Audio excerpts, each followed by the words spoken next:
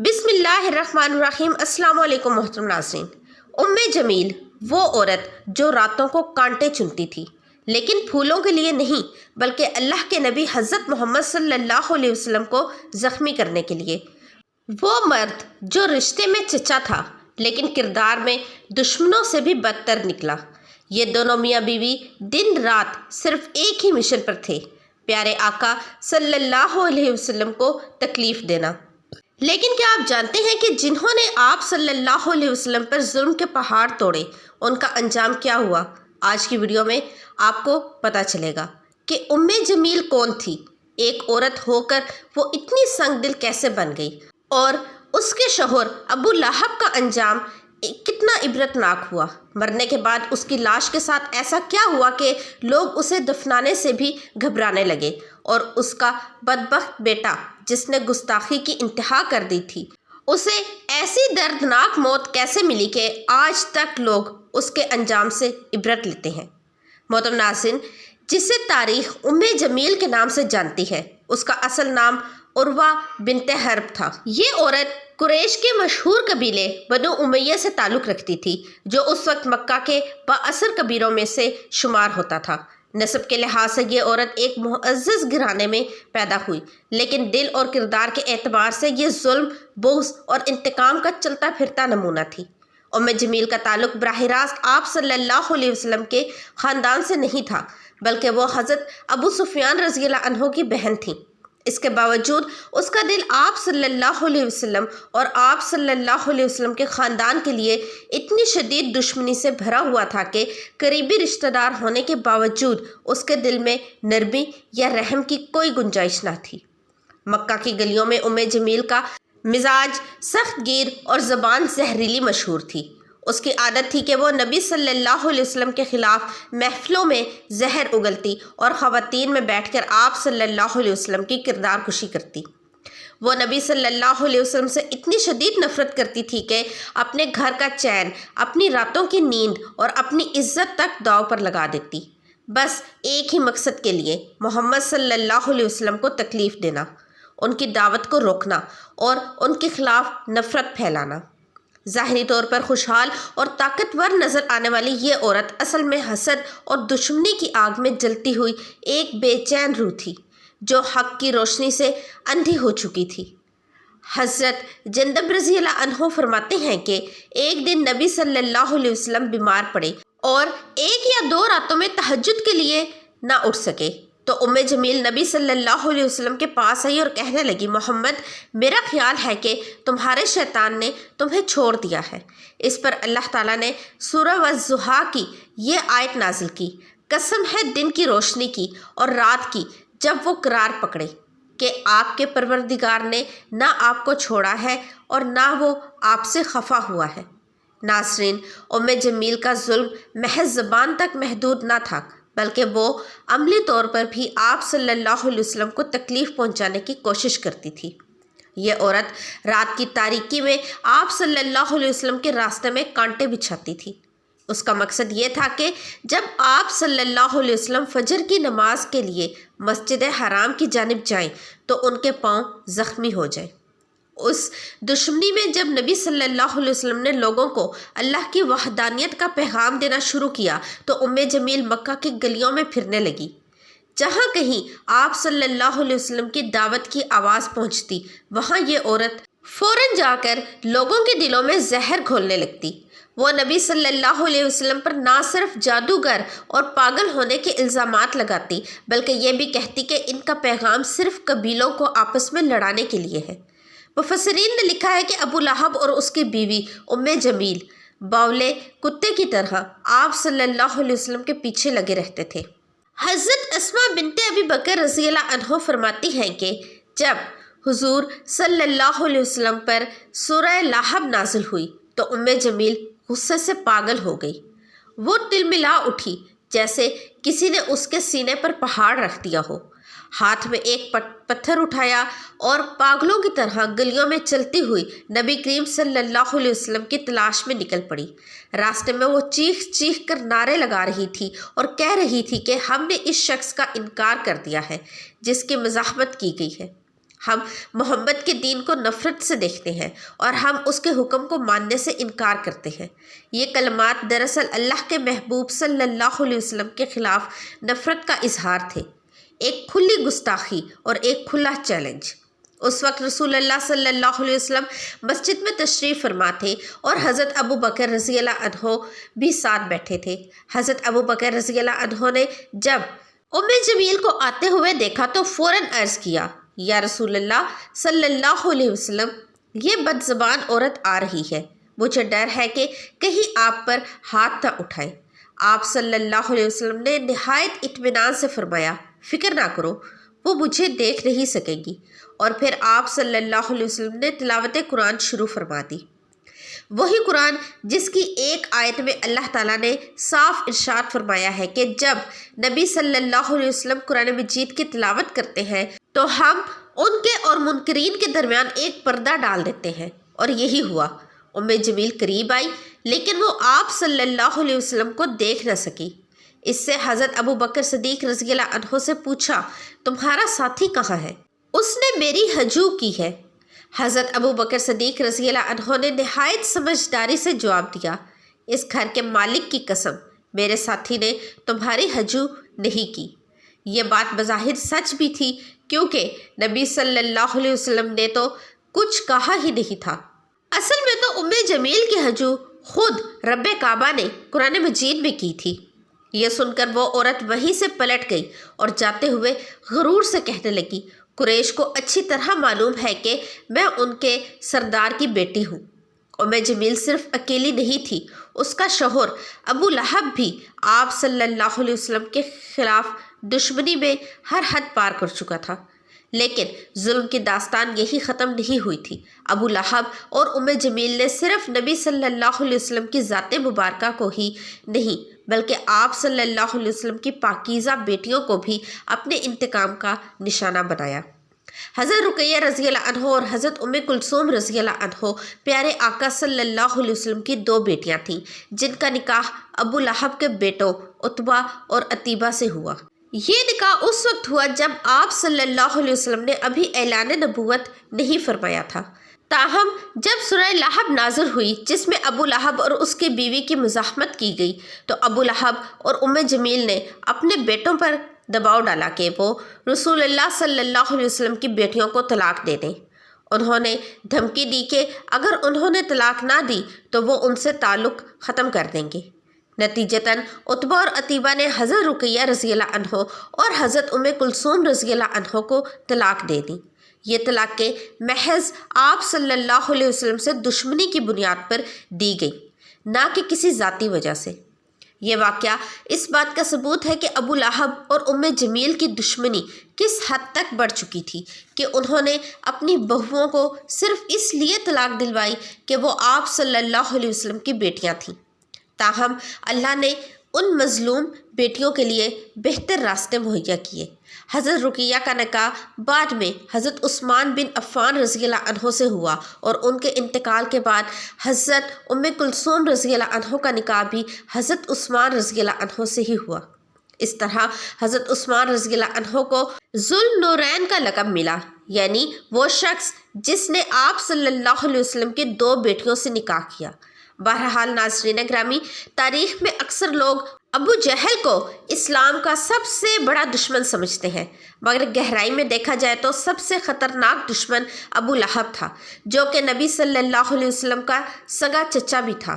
اس کا اصل نام عبدالعزیٰ بن عبد المطلب تھا، اور چونکہ اس کے چہرے پر ہر وقت ایک سرخی سی رہتی تھی اس لیے لوگ اسے ابو لہب یعنی شعلے والا کہنے لگے۔ جب حضور صلی اللہ علیہ وسلم کی پیدائش کی خبر پہنچی تو ابو لہب نے خوشی میں اپنی لونڈی صوبیہ کو آزاد کر دیا، لیکن یہ خوشی زیادہ دیر نہ ٹکی۔ جب نبی صلی اللہ علیہ وسلم نے اعلان نبوت کیا تو وہی ابو لہب جس نے کبھی خوشی منائی تھی اب سب سے بڑا دشمن بن کر سامنے آیا۔ ایک دن حضور صلی اللہ علیہ وسلم کا پیغام لے کر وہ کوہ صفا پر چڑھے اور قریش کے سب سرداروں کو آواز دی، جب سب جمع ہو گئے تو آپ صلی اللہ علیہ وسلم نے فرمایا، اگر میں کہوں کہ اس پہاڑ کے پیچھے سے دشمن کا لشکر آ رہا ہے تو کیا تم میری بات مانو گے؟ سب نے کہا ہاں، ہم آپ کو ہمیشہ سچا پاتے آئے ہیں۔ تب آپ صلی اللہ علیہ وسلم نے فرمایا، تو پھر سن لو، میں تمہیں ایک عذاب سے ڈرانے آیا ہوں۔ بس یہی بات ابو لہب کو برداشت نہ ہوئی۔ وہ غصے سے چیخا، اے محمد، تمہارا برا ہو، تمہارے ہاتھ ٹوٹ جائے، کیا اسی لیے تم نے ہمیں یہاں جمع کیا تھا؟ اسی موقع پر اللہ تعالیٰ نے سورہ لہب نازل فرمائی، جس میں ابو لہب اور اس کی بیوی کا نام لے کر لعنت کی گئی۔ قرآن مجید کی پوری تاریخ میں یہ واحد مقام ہے کہ کسی دشمن کا نام لے کر اس کی مزاحمت کی گئی ہو۔ اللہ تعالیٰ نے سورہ لہب کی پہلی آیت میں فرمایا، ہلاک ہو جائے ابو لہب کے ہاتھ، اور وہ خود بھی ہلاک ہو گیا۔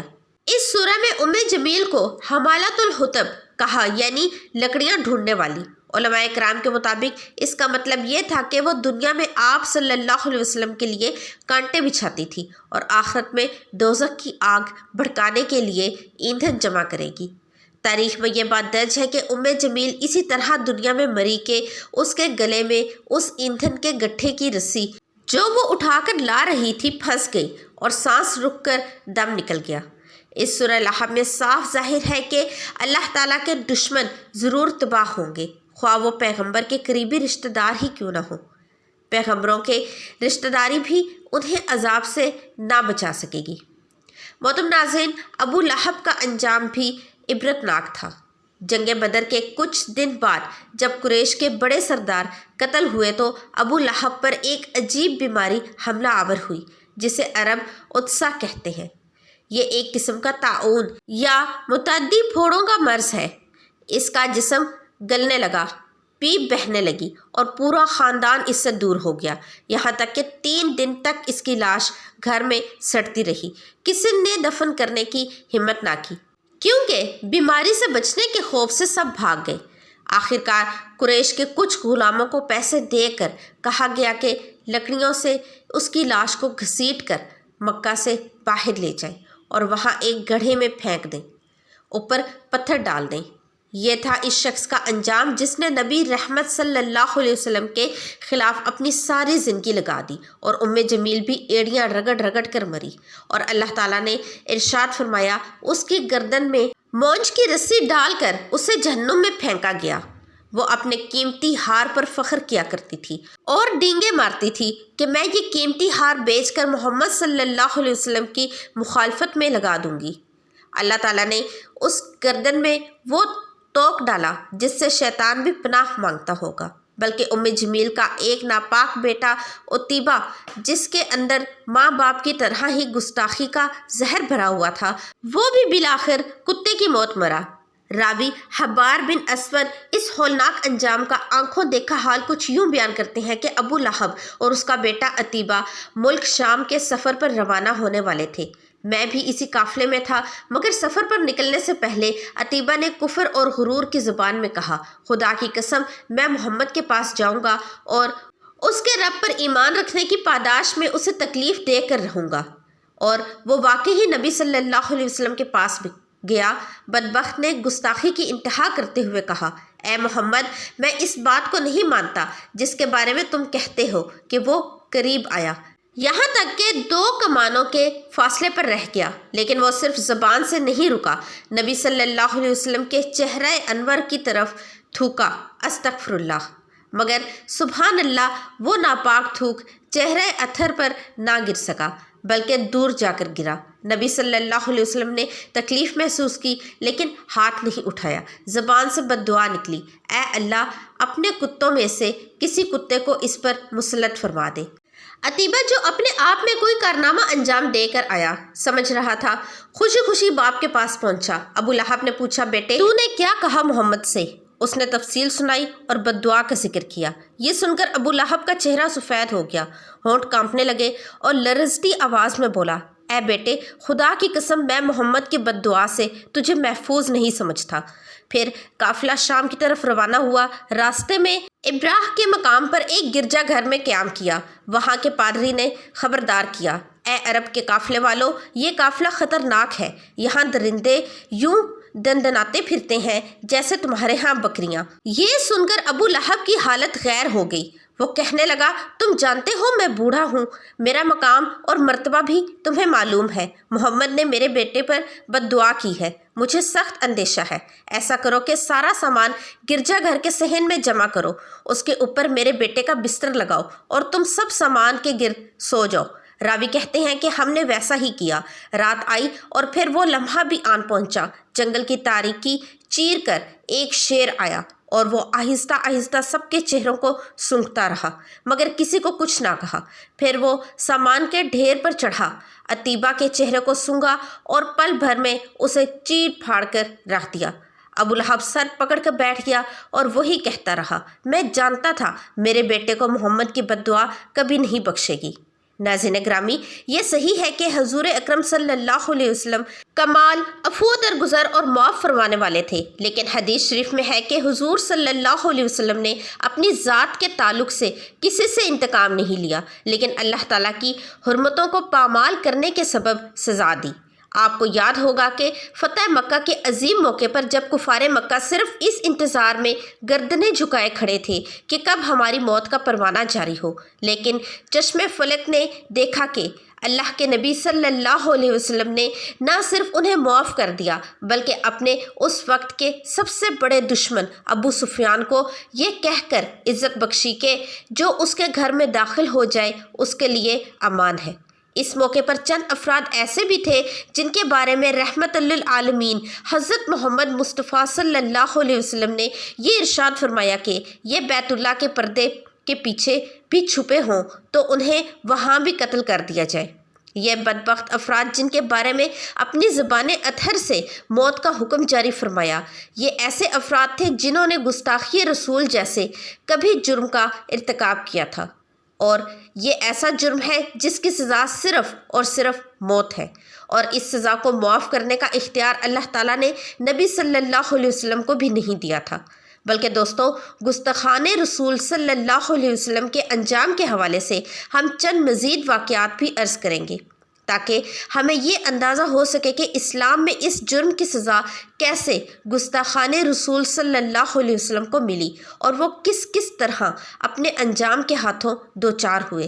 اللہ کے نبی صلی اللہ علیہ وسلم کے دور میں آپ صلی اللہ علیہ وسلم کی عدالت میں ایک کیس پہنچا کہ ایک عورت کو کسی نے قتل کر دیا جبکہ قاتل کا کوئی سراغ نہیں مل رہا تھا۔ اللہ کے نبی صلی اللہ علیہ وسلم کی عدالت میں بہت سے لوگ جمع تھے۔ آپ صلی اللہ علیہ وسلم نے فرمایا کہ جس کسی نے بھی اس عورت کو قتل کیا میں اسے حکم دیتا ہوں کہ وہ کھڑا ہو اور قتل کی وجہ بیان کرے۔ آپ صلی اللہ علیہ وسلم کے حکم پر ایک نابینا صحابی کھڑے ہوئے اور فرمایا، یا رسول اللہ صلی اللہ علیہ وسلم، مقتولہ میری لونڈی تھی، اس کے بطن سے میرے 2 بچے ہیں، یہ میرا اور میرے بچوں کا سہارا تھی، وہ مجھے روزانہ گالیاں دیتی تھی، میں برداشت کرتا تھا، لیکن کل شب اس نے آپ صلی اللہ علیہ وسلم کی ذات اقدس کے بارے میں توہین آمیز الفاظ کہے، مجھے یہ برداشت نہ ہو سکا اور میں نے بھالا پکڑ کر اس کے پیٹ میں اتار دیا۔ صحابی کی بات سن کر آپ صلی اللہ علیہ وسلم نے فرمایا، اس پر اس قتل کا بدلہ واجب نہیں ہے بلکہ اللہ کی طرف سے اس کے لیے ثواب ہے۔ اسی طرح مدینہ میں کعب بن الاشرف تھا، یہ اس قدر خبیث انسان تھا کہ اللہ تعالیٰ کے نبی صلی اللہ علیہ وسلم کی توہین کو اس نے اپنا وتیرہ بنا لیا تھا، جس پر آپ صلی اللہ علیہ وسلم کو اس سے تکلیف تھی۔ ایک مرتبہ اس نے آپ صلی اللہ علیہ وسلم کی ذات اقدس کے بارے میں گستاخانہ ہجوم کی۔ آپ صلی اللہ علیہ وسلم نے اس کا جواب دینے کے لیے اس وقت کے عظیم شاعر اسلام حضرت حسان بن ثابت رضی اللہ عنہ کو حکم دیا۔ جب حضرت حسان رضی اللہ عنہ اپنے نبی کی گستاخی کا جواب دینے کے لیے کھڑے ہوئے اور ابھی سوچ ہی رہی تھے کہ گستاخی کا جواب کن الفاظ میں دیں کہ اللہ کے نبی صلی اللہ علیہ وسلم نے دعا فرمائی کہ یا اللہ، حسان کے روح الامین یعنی حضرت جبرائیل علیہ السلام کے ساتھ مدد فرما۔ اور پھر حضرت حسان کی زبان سے اس قدر عمدہ نعت نبی صلی اللہ علیہ وسلم کے لیے نکلی کہ مدینہ کی پہاڑیاں بھی جھوم اٹھیں۔ حضرت حسان رضی اللہ عنہ نے فرمایا کہ میری آنکھوں نے آپ صلی اللہ علیہ وسلم سے زیادہ حسین و جمیل آج تک نہیں دیکھا۔ کسی ماں نے آپ صلی اللہ علیہ وسلم سے بڑھ کر حسین بچہ نہیں جنا۔ اور مدینہ کے یہودی تو آج کائنات کی سب سے خوبصورت ہستی آپ صلی اللہ علیہ وسلم کی گستاخی کرتے ہیں۔ سن، میں اور میری آئندہ نسلیں آپ نبی صلی اللہ علیہ وسلم کی گستاخی کا جواب دینے کے لیے تیرے خلاف تلوار اٹھائیں گے۔ محترم ناظرین، تمام واقعات کو بیان کرنے کا مقصد یہ تھا کہ توہین رسالت کے ارتکاب میں سنگینی کی وضاحت کے ساتھ ایک مسلمان امتی کے اس حوالے سے فرائض کا اندازہ ہو سکے۔ گستاخی رسالت کے اس گمبھیر سلسلے کو جہاں احتجاج اور مزاحمت سے روکنے کا سلسلہ جاری ہے، وہاں عشق رسول صلی اللہ علیہ وسلم کے جذبے سے سرشار وہ افراد بھی کسی سے پیچھے نہیں جو اپنی علمی اور تحقیقی صلاحیتوں کے مطابق ویڈیوز بنا کر وائس اوور کے ذریعے یا تصویری انداز میں گستاخی کے خلاف رد عمل اور مجرموں کی سزا کا مطالبہ مسلسل پیش کرتے رہتے ہیں۔ امت مسلمہ کے مذہبی اور سیاسی رہنماؤں کا دینی فریضہ ہے کہ وہ پہلے شاطم رسول، مسلمہ کذاب، اسود انسی، مرزا قادیانی، سلیمان رشدی اور تسلیمہ نسرین جیسے بد کرداروں کے پیچھے کار فرما ملعون طاقتوں کے بد دماغ چہروں سے پردہ کشائی کے ساتھ ساتھ اس کافرانہ سازش کے خاتمے کے لیے متفقہ اور قابل عمل اقدامات کریں اور مسلمان عالم کو ان کی دینی اور مذہبی ذمہ داریوں سے آگاہ کریں۔ ناظرین، ہمیشہ یہ بات ذہن میں رہے کہ جو شخص ظلم، جلن اور نفرت کے راستے پر چلتا ہے اس کا انجام کبھی بھی اچھا نہیں ہوتا۔ تاریخ ہمیشہ ان لوگوں کو یاد رکھتی ہے جو سچائی، انصاف اور بھلائی کے راستے پر چلتے ہیں، وہی لوگ ہمیشہ زندہ رہتے ہیں۔ سب سے بڑھ کر آج کی یہ ویڈیو ہمیں سکھاتی ہے کہ نبی صلی اللہ علیہ وسلم کی گستاخی کبھی بھی معاف نہیں کی جا سکتی۔ جو شخص آپ صلی اللہ علیہ وسلم کی عزت پر حملہ کرتا ہے وہ ہمیشہ بدترین انجام کا شکار ہوتا ہے۔ ہمیں چاہیے کہ آپ صلی اللہ علیہ وسلم کی تعلیمات پر عمل کریں اور اپنی زندگی کو سنت نبوی کی روشنی میں ڈھالیں۔ آمین یا رب العالمین۔ محترم ناظرین، کمنٹ سیکشن میں اللہ کے 99 ناموں میں سے ایک نام ضرور ٹائپ کیجیے گا۔ ویڈیو کو لائک اور چینل کو سبسکرائب کر کے جائیے گا۔ اللہ حافظ۔